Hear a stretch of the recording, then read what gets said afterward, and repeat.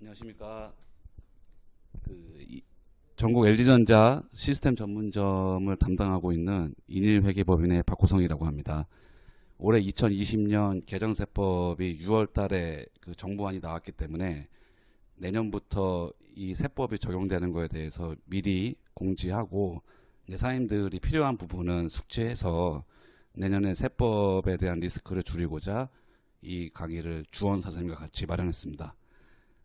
짧은 시간이지만 잘 경청해 주셨으면 좋겠습니다. 이번 콘텐츠는 교육 목적이라는 거는 다름없고요. 아까 먼저 인사드릴 때 개정세법에 대해서 큰 게 한 두세 가지 정도 굵직한 게 바뀌었기 때문에 그거 위주로 설명을 드리겠습니다. 그 다음에 기타 세법 개정도 있는데 이거는 그냥 회사 운영하시면서 실무진한테 전달만 해주시면 될 것 같습니다.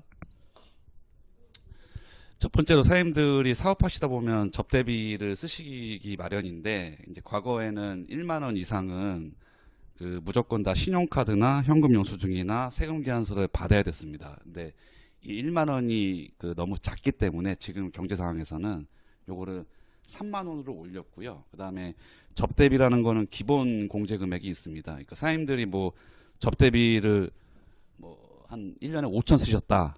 그래도 기본적으로 올해까지는 2,400인데 내년부터는 이게 3,600으로 오릅니다. 그러니까 사장님들이 접대비를 3,600 이하로 쓰시면 전혀 접대비 쓰는 거에 대해서 비용을 인정 못 받거나 그런 게 없습니다. 대신에 3만 원 이상은 무조건 카드나 이런 적격증을 갖추셔야 되고요. 예를 들어서 지금 현행 구조에서는 만약에 사장님들이 접대비를 3천만 원 쓰셨다. 그러면 기존에는 한도가 2,400이기 때문에 600만 원은 세무상 비용으로 인정이 안 됐었습니다. 이제 내년부터는 사장님들이 접대비를 3천만 원을 적격증 비용 갖추면서 쓰시면 한도가 3,600만 원이니까 전액 다 비용 처리가 되시는 겁니다. 그러니까 매출액에 따라서 대부분 100억 원 이하인 회사이기 때문에 0.3% 하면은 한 300만 원 정도 이렇게 될 것 같은데, 그러니까 사장님 쉽게 생각해서 1년에 접대비로 쓸 수 있는 금액 한도는 3,600이니까 한 달에 300 정도는 카드 쓰시는 것에 대해서는 별 문제가 없다. 그러니까 요 정도만 알고 계시면 될 것 같습니다. 옛날보다 많이 상향됐으니까 좀 요즘 경제도 안 좋으니까 그런 경제 활성화 차원에서 이렇게 상향을 시킨 것 같고요. 그다음에 두 번째가 이제 사장님들이 좀 이게 민감한 부분일 수 있는데 이제 이미 19년도에 이게 공표가 됐습니다. 그래서 올해부터는 과거에는 임원 퇴직금이 세법상 3배수까지는 인정이 됐습니다. 그러니까 예를 들어서 사장님들이 퇴직금이 1억이 나왔다.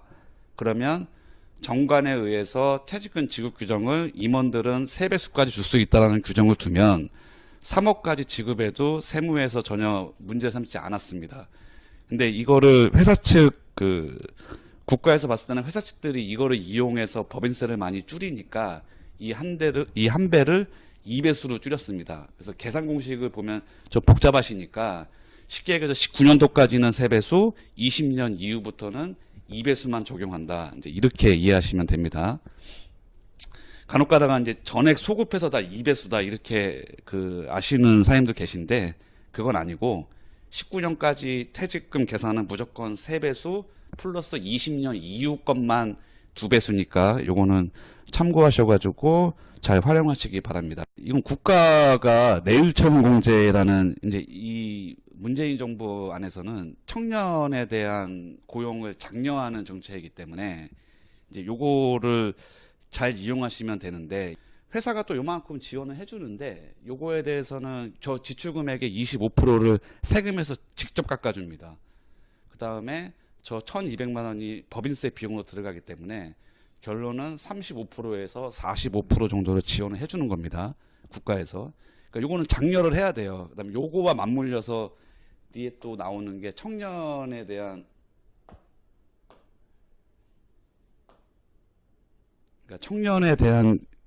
고용을 창출시키면, 그러니까 19년도에 전체 상시 근로자가 늘면서 청년이 한 명 늘었다.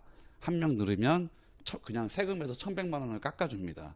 그리고 1년만 해주냐? 유지시키면 그 다음 연도에도 1,100만 원을 또 깎아줍니다. 그러니까 2019년도에 우리 회사 근로자가 10명이었는데 그중에 청년이 1명이었다.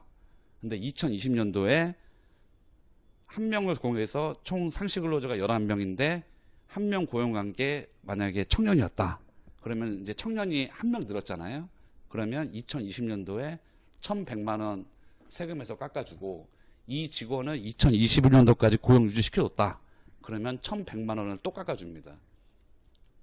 그러니까 이 직원을 청년을 고용해서 2년 동안만 유지를 시켜주면 총 국가에서 2,200만 원이라는 세금을 감면해 주는 거니까 뭐 사장님들이 뭐 채용에 대한 계획이 있거나 아니면 매출 상승을 해서 인원을 보강할 일이 있다면 뭐 청년은 뭐 세법 논리에서는 청년을 많이 고용하라지만 기본적으로 청년이 아닌 사람을 고용해도 700만 원 지원해 주기 때문에 이거는 이 정권 하에서는 반드시 찾아 먹어야 되는 세액 공제입니다. 뭐 저희는 다 거의 다 수도권이니까 뭐 세법에서 말하는 수도권은 저기 그러니까 충남 이후 그러니까 경기도 지역까지는 다 수도권으로 보고 있으니까 대부분 다 저희는 다 수도권으로 보면 되고요.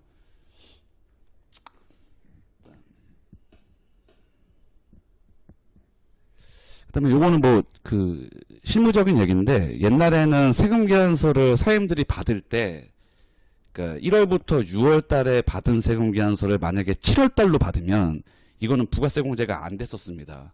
그러니까 6개월 단위로 국가가 임의로 끊어놨는데 이게 문제가 크기 때문에 1월부터 6월 달까지 거래가 있어서 세금 계산서를 깜빡 못 받았는데 7월부터 12월 안에만 받으면 부가세 공제는 다 해줍니다. 옛날에 안 해줬는데 대신에 가산세는 매긴다는 겁니다.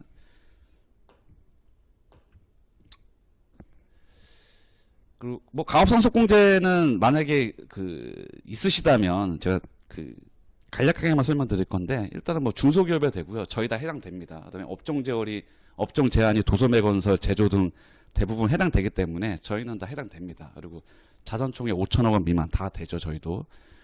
그리고 기존에 있던 피상속인이 이제 그 물려줘야 되는 사람입니다. 그러니까 물려주는 사람이니까 사장님들이 지금 대표이사로 뭐 내가 사업을 10년 했는데 5년 이상 대표이사로 재직을 하고 있어야 되고요. 이거를 아들한테 이 사업체를 전부 넘길 때는 그러니까 기존에 있던 사장님이 뭐 50% 이상의 대표이사로 재직을 하고 있으셔야 되고 그다음에 그 가업을 물려받으실 분은 그러니까 청년이어야 되고 그러니까 성인이어야 되고요.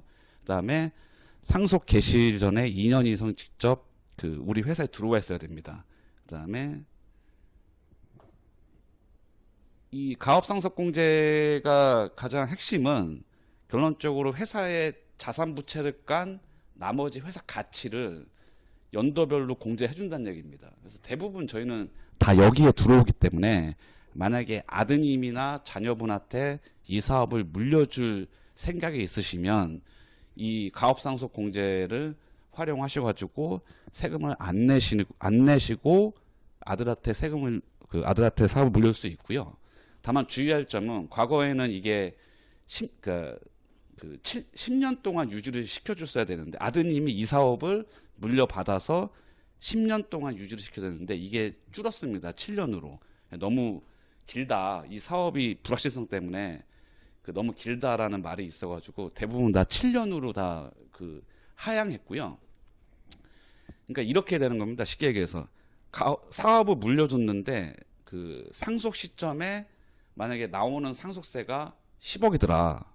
근데 아드님한테 사업을 물려줘서 이 상속세 10억을 이월시켰는데 아드님이 만약에 사업을 잘 못해서 5년 있다가 이 사업을 못하겠다, 폐업하겠다 이렇게 나오면 이 7년을 유지 못 시켰기 때문에 기존에 공제받은 10억을 물어내야 됩니다. 아드님이. 이렇게 되면 가장 안 좋은 케이스인데 사업을 아버지한테 물려받아서 아들이 운영을 하다가 나온 상속세를 다 공제받았는데 저 해당 연수를 못 채워서 그냥 사업을 폐업한다는 얘기는 결론은 사업이 악화돼서 폐업되는 건데 사업이 악화되면 다 돈이 없잖아요. 실무적으로. 그럼에도 불구하고 상속세를 내야 되기 때문에 이 가업상속을 진행하실 때는 우리가 지금 우리가 넘기고자 하는 회사가 최소한 10년 이상은 버틸 만한 추진 동력이 있어야 된다. 이게 핵심 포인트입니다. 그래서 뭐 만약에 생각이 있으시다면 요거는 좀 그 전문가하고 그 좀 심도 깊게 좀 해야 되고요. 그다음에 뭐 요거는 별거 아닙니다. 옛날에는 이제 법인세법에서 보면은 만약에 2019년도에 회사가 적자가 10억이었더라.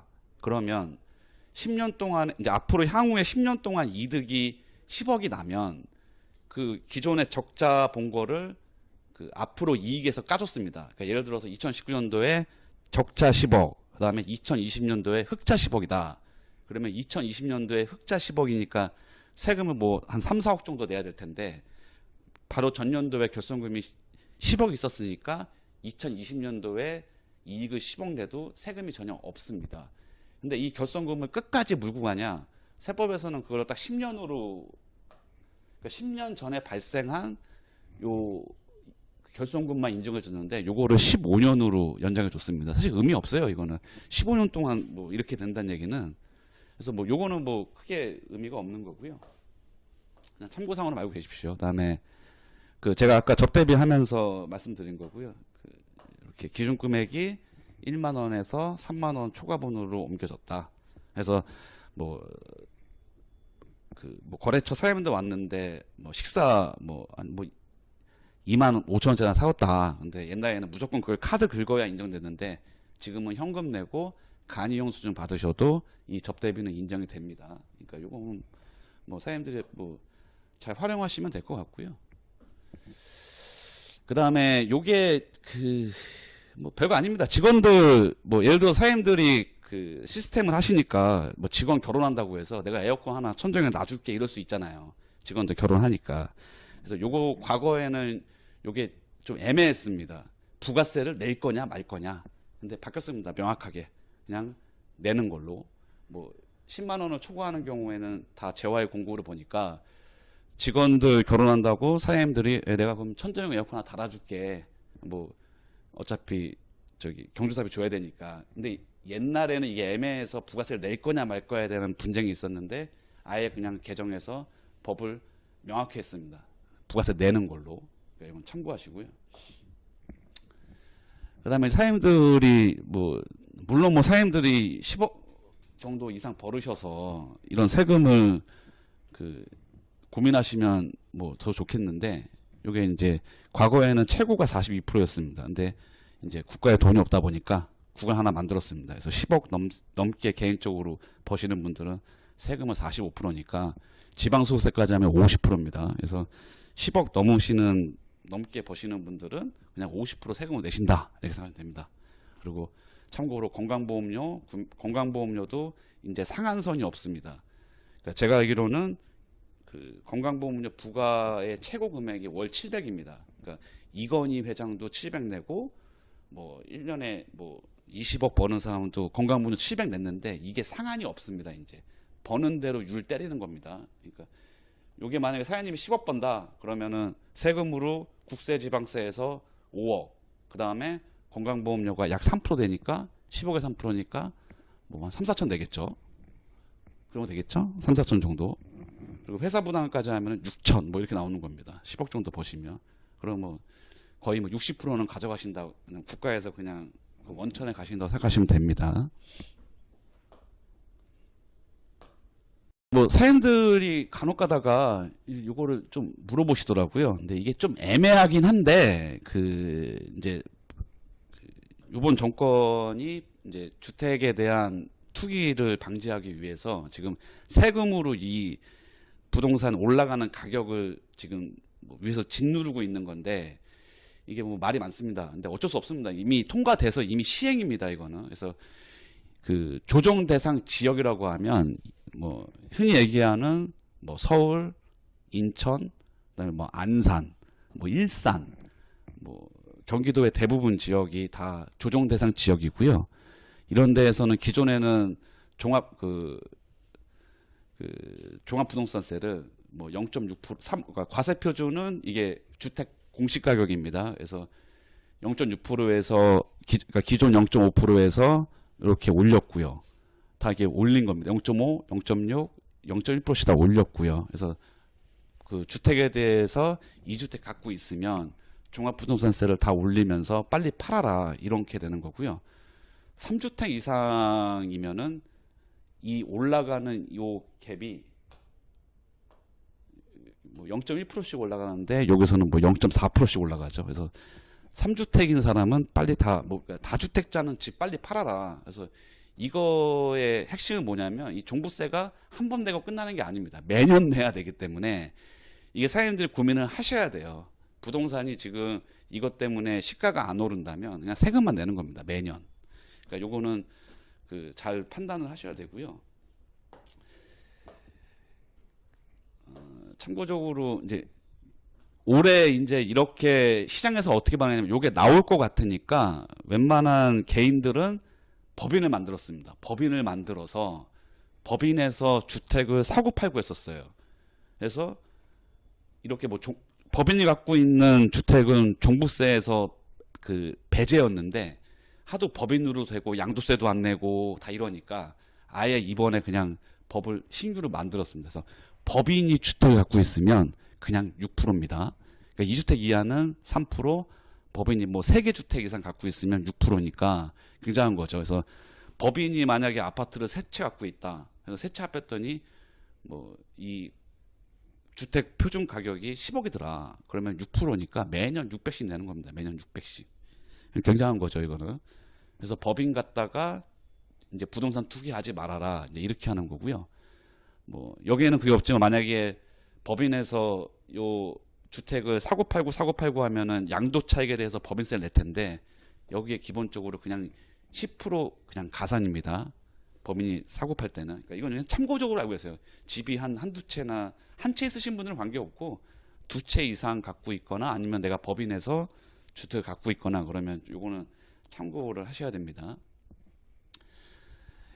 그다음에 이제 요게 이제 그 요번에 세법 개정되면서 좀 큰 굴짓 중에 하나였습니다. 그래서 2012년도에 상법이 개정되면서 과거에는 우리가 법인 사업자이기 때문에 배당을 치는데 배당 칠 때 원래는 지분율대로 배당을 쳤었어야 됐습니다. 그래서 과거에는 뭐 내가 올해 1억 배당하겠다. 그리고 이 회사의 그 지분율을 보니까 대표이사가 뭐 40%, 사모님이 30%, 아들이 30%. 그러면 1억 배당하면 4천, 3천, 3천 이렇게 정률적으로 배당을 했어야 했는데 역사적으로 2012년도에 이렇게 되면은 소액주주가 너무 배제된다.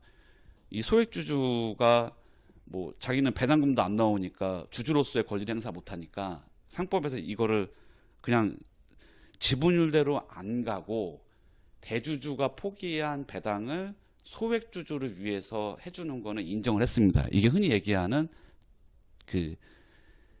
그러니까 차등 배당입니다. 차등 배당. 그래서 요거를 했을 때 시장에서는 요걸 어떻게 받아들였냐면 그 기존에는 회사의 100% 대표이사 혼자 100% 지분인 회사한테 아들한테 증여로 주식을 몇 주 줍니다.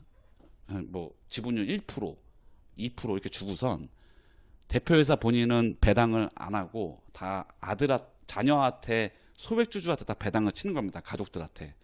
그러면 요게 배당이 1억 3천 정도만 쳐주면 세금이 딱 15.4% 나옵니다. 그래서 1억 가져갈 때 15.4%면 현행 세율에서는 가장 싼 거의 최저 세율입니다. 그래서 요거를 단연간에 거쳐서 회사가 하니까 국가에서는 이제 지금은 돈이 없으니까 세수 확보를 해야 되니까 요걸 아예 바꿔놨습니다. 그래서 이제 차등 배당은 되되 얘네 과세 논리가 뭐냐면 과거처럼 뭐 아버지가 40%, 아들이 30%, 딸이 30%면 원래 4천, 3천, 3천 가져가야 되는데 이거를 뭐 아들이 5천, 딸이 5천 이렇게 가져갔다. 그러면 나머지 4천, 그러니까 대표이사 가져갈 4천에 대해서 대표이사가 돈을 배당을 받아서 현금으로 증여한 거다. 이런 논리를 원래 이 논리가 맞는데 이 논리를 세워가지고 뭐 말이 어렵지만 결론은 배당 소득세 플러스 증여세를 부과하겠다는 얘기입니다. 그래서 만약에 자녀분한테 내 배당을 포기하고 자녀한테 내 배당에 뭐 1억 언더라면 기존에 나온 배당소득세에 증여세율이 10% 정도 가산되니까 뭐 한 25, 그러니까 기존에는 15% 내던 세금을 25% 정도 내는 세금으로 지금 바뀌었고요. 그러니까 증여세율이 뭐 1억 이하는 10%, 뭐 1억에서 뭐 3억까지는 20% 이렇게 돼 있으니까 1억 언더로 뭐 차등 배당을 주면은 그냥 통상적인 내는 세금에서 10%더 낸다. 이렇게 생각하시면 됩니다. 그래서 초과 배당은 내년부터는 아마 안 할 거고 올해 최대한 하시는 게 맞을 것 같습니다. 그다음에 요게 이제 요번 개정세법의 핵심 사항입니다. 그래서 좀 요게 그 위원회 소지도 있는데 뭐 현행 그 국회 의석수가 민주당이 180석 이상이기 때문에 올해 연말에 이제 무난하게 아마 통과될 겁니다. 이게 위헌이 안 난다면 내용은 이겁니다. 그러니까 형태는 법인인데 가족들 지분이 80% 이상이다. 그러면 이거는 개인 사업자와 다름이 없다. 국가에서 이렇게 보는 겁니다. 그래가지고 뭐 이런 계산 공식은 어려우니까 그냥 간단하게 설명을 드리면 요겁니다. 이렇게 보시면 만약에 2021년도에 그러니까 2021년부터 시작이니까 2021년도에 우리 회사가 이익이 10억이 났다. 근데 지분율을 보니까 대표이사가 50%, 아들이 50% 이렇게 돼 있더라. 그럼 가족이잖아요. 그러면 형식은 법인인데 개인 사업자로 간주를 해서 10억 이익 여기에 50% 5억은 그냥 배당으로 보겠다. 그럼 이 효과가 어떻게 되냐면 원래는 원칙이 법인이 배당 결의를 해서 배당 결의를 했을 때 돈이 집행되면서 세금을 내야 됩니다. 그러면 회사가 올해 우리가 10억 이익 났어도 배당 안 하겠다 그러면 배당 소득세 없습니다. 없는데 이 10억 이득 났는데 이 우리의 지분율이 다 이렇게 돼 있으면 10억 이익에서 5억은 그냥 배당한 걸로 보겠다. 그러면 5억 배당한 걸로 보면 각 지분율대로 보면은 2억 5천씩 가져가는 거니까 세금이 30% 나옵니다. 그러면 각각 6천씩 세금을 더 내니까 그냥 배당 안 해도 1억 2천 세금을 미리 걷어가겠다는 얘기입니다. 이게 사실 말이 안 되는데 그래서 모든 시장에서는 이게 다 위헌의 소지가 있다라고 하는 이유가 회사의 존재 자체가 이익이 났으면 내년에 다시 재투자를 해야 되는데 대부분 다 재투자를 하잖아요. 사장님들이 뭐 재고를 사오든가 아니면은 뭐 사무실을 넓힌다거나 이래야 되는데 그냥 그 재투자할 기회를 50%를 그냥 뺏어가는 겁니다. 세금으로. 일단 세금 내놔라입니다. 세금 내놔라. 그러니까 이게 위헌의 소지가 있는 거예요. 그래서 이거는 그러니까 위헌이 판결이 나기를 저희도 바라고 있는데 그게 위헌이 안 된다면 이건 내년부터 바로 시행이니까 지금 뭐 국회 의석수가 그렇기 때문에 위헌 판단 안 되면 이건 무조건 통과입니다. 그러니까 내년에 이거를 그 사장님들께서는 대비를 하셔야 돼요. 그래서 강제적으로 이익을 줄이는 게 가장 좋은데 이러면 세무 리스크가 너무 크니까 뭐 현재로서는 지금 시장에서 뭐 요거 보고 다 충격받아가지고 나오는 그 해답을 들을 수 있는 방식은 많지가 않습니다. 그래서 뭐 어차피 내 세금이라면 그냥 인건비 올려서 더 신고하자. 그래서 이익을 줄여버리자. 이런 게 지금 다니까 향후에 시장에서 이렇게 그 솔루션이 나오면 요거는 한 번 더 공유하도록 하겠습니다. 사장님들 기부금 하면 옛날에는 5년 동안만 이제 2월 해서 공제해줬어요. 그러니까 예를 들어서 내가 기부금 1억 했다. 그러면 그 뭐 교회에 1억 기부했다. 그러면 1억 기부한 거에 10% 정도만 일단 공제해줬습니다. 근데 5년 동안 이 1억을 다 못 쓰면 그냥 없어지는 거였는데 이거 10년간 그 늘려준 거고요. 뭐 이건 뭐 거의 사장님들이 없을 겁니다. 그다음에 뭐 사장님들이 뭐 주식 뭐를 내 지분을 타인에게 양도할 때는 만약에 양도 차익이 3억 원 이하면 20%, 뭐 3억 원 초과하면 25%인데 지금까지는 그냥 20% 세팅이었습니다. 근데 요거 이제 올리는 거고요. 그다음에 요게 그 이제 꼬마 빌딩입니다. 흔히 얘기하는 뉴스에 보시는 게. 그래서 그 미성년자가 그러니까 지금같이 부동산 경기가 안 좋을 때 자산가들은 증여세를 냅니다. 내면서 자녀한테 부동산을 이전해 주는데 이 부동산을 증여할 때 가액이 시세가 아니라 그 공시지가입니다. 그러니까 땅이면 공시지가, 건물이면 기준시가인데 이러면 그 지금 아무리 공시지가나 기준시가를 올렸어도 시세의 60, 70%밖에 안 됩니다. 많이 올라와 봤자. 그러니까 자산가들은 이때가 찬스다 하고선 증여를 막 해요. 자녀한테 세금 내고. 그러니까 이렇게 되면은 국가에서 실제 그 받아들이는 세금이 적기 때문에 그러니까 뭐 사연이 만약에 빌딩 하나 갖고 있는데 시세는 100억이다. 근데 그 뭐 기준시가 보니까 60억밖에 안 되더라. 그럼 100억짜리 건물을 60억에 그냥 넘길 수 있는 겁니다. 증여세 내고. 그러면 장기적으로 보면은 굉장한 이득이거든요. 그러니까 요게 이제 그래서 요게 다 그렇게 하니까 이제 구세청이 뭐 그러면 그렇게 하지 말고 감정평가사를 구세청이 고용을 하겠다. 그래서 그 부동산을 증여할 때 감정평가를 받겠다. 그래서 그 감정평가 금액으로 증여세나 상속세를 물리겠다는 얘기입니다. 그래서 요거는 만약에 뭐 부동산을 자녀분한테 증여할 계획이 있으시다면 요거는 잘 판단하셔야 됩니다. 이거는 구세청하고 만약에 그렇게 얘네가 과세한다 그러면 다툼이 항상 일어날 수 있어요. 그럼 구세청이 고용한 감정평가 금액하고 내가 고용한 감정평가, 구세청이 고용한 감정평가 금액하고 내가 고용한 감정평가 금액이 틀릴 수 있기 때문에 두 개가 다툼이 일어납니다. 그래서 요거는 항상 소송으로 번질 가능성이 있기 때문에 그럴 계획이 있으시다면 이건 전문가하고 상의를 하셔야 되고요. 그다음에 요 뭐 업무용 승용차는 이제 몇 년 동안 했으니까 선생님이 다 아실 텐데 운행기록 작성 안 하시면 그냥 1,000만 원까지 감가상각 포함해서 1,000만 원까지는 그냥 비용 인정이었습니다.